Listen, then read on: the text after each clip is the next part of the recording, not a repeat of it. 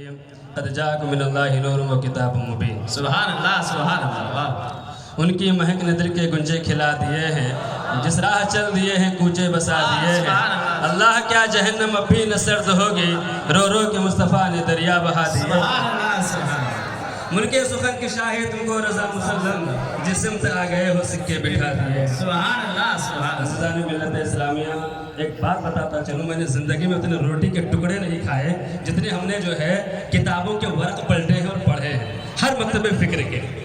تو ایک اعتراض ضرور لوگوں نے کیا ہے کہ اعلیٰ حضرت نے سیرت پر کبھی کوئی کتاب نہیں لکھی۔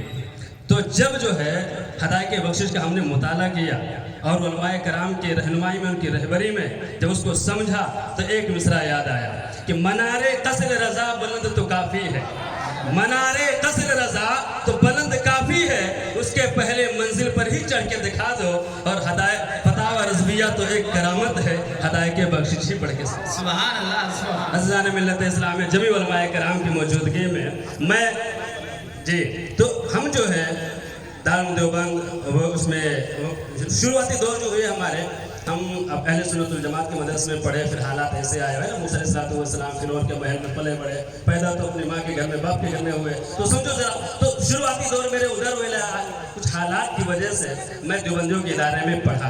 آج علماء کرام کی موجودگی میں میں توبہ و استغفار کرتا ہوں کہ تمام عقائد فاسدہ سے اور تمام عقائد رذیلہ سے جو ہے اور اہل سنت الجماعت کے زمرے میں شامل ہوتا ہوں، ان کی رہنمائی اور رہبری میں داخل ہوتا ہوں، اور مرتے دم تک آخری سانس مسئلے کے اعلیٰ حضرت تک قائم و دائم رہوں گا۔ سبحان اللہ سبحان اللہ۔ استغفر اللہ ربی من کل ذنب اذنبته عمدا وخطأ سرا وعلانیة واتوب الیہ انک انت علام الغیوب الستار الغیب غفار الذنوب ولا حول ولا قوة الا بالله العلی العظیم اشهد ان لا اله الا الله واشهد ان محمدا عبده ورسوله صلی اللہ علیہ وسلم۔ نعرہ